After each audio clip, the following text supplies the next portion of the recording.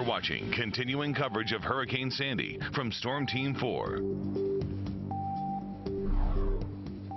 Live look there at Times Square on this morning, Tuesday morning. Good morning, everybody. It is 4 a.m. right now. I'm Michael Gargiulo. I'm Darlene Rodriguez. When we came on the air exactly 24 hours ago, we were experiencing the very first impacts of Hurricane Sandy.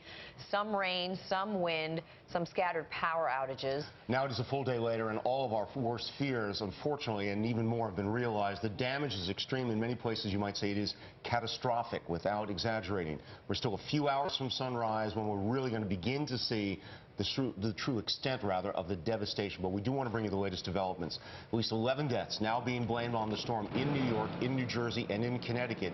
Two of the victims were young boys who were struck by a tree that crashed into a house in North Salem. That's in Westchester County.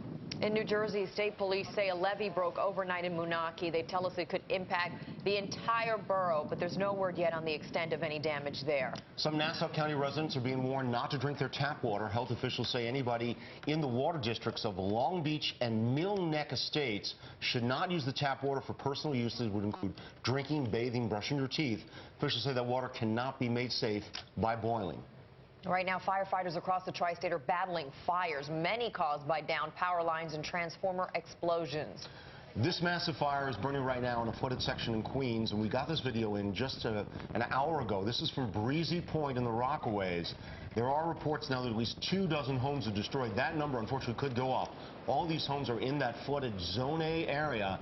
This right now is a 6-alarm fire. There are nearly 200 firefighters there trying to contain this, the FDNY, rather. Right now, not commenting about this fire. Very familiar with this community of Breezy Point. Yes, there's one main road in and out of Breezy Point. The homes in certain sections of Breezy Point are fairly close together. That may be one of the challenges that firefighters are facing right now. And the challenges are huge for them because, I mean, just getting there in the first place and being able to get the water on the fire. And a 6-alarm fire is absolutely a huge fire in terms of what kind of response is needed. And we're seeing some of the video there. And Breezy Point, there are some summer residents, there are some year-round residents, and people who were told to evacuate. The Breezy Point Municipal Force there, the people who work for the cooperative, it is a cooperative association, have been out trying to check on people's homes. But as you can see, one of the challenges they're facing is you go in from that main road, you're either on the right, the bay side, on the left, the ocean side, and a lot of the homes, as we said, very close together, so quite the job for firefighters. This is an ongoing situation right now. Sure, we of course will continue to follow this. Meanwhile, in Old Saybrook, Connecticut, 2 homes have been destroyed by fire. The fire chief says firefighters have been unable to get to Chalker Beach because of severe flooding in the area. A mandatory evacuation was issued for this area. Whether people stayed in those homes is still unknown. Now, here is one reason why we're dealing with power outages in the millions. This is some surveillance video. The Con Ed plant, 14th Street and the FDR Drive. Now, this is a building across from the East River in Queens. Watch, the transformer explodes, and it actually explodes multiple times. Con Ed officials are already saying this will go down as the largest storm-related outage in the company's history. The number of Con Ed customers without power right now, this is just customers, 670,000 and rising. Approximately 3/4 of them are in the city. The rest are in Westchester County. When we're talking about 670,000 customers growing, we can extrapolate that maybe by a factor of 3. Clearly, we're looking at over 1 million people without power. That's right. In New Jersey, the power problem's even worse. PSE&G officials now report that more than 1 million customers have lost power because of Sandy. A company spokesperson tweeted, quote, "We are working continuously to restore the power."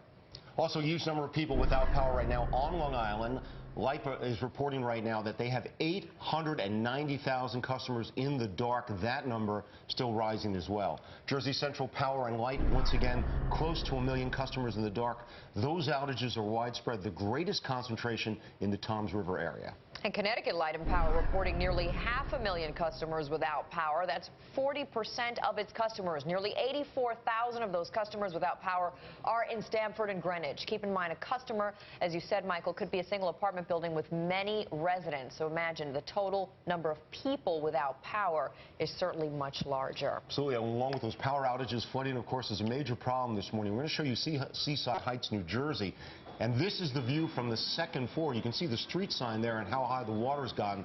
the water nearly coming up to the bottom of those street parking signs, and those signs are typically 5-6 feet in the air at least. And with high tide coming in, this flooding is expected to get worse. Absolutely. All right, we're going to check in.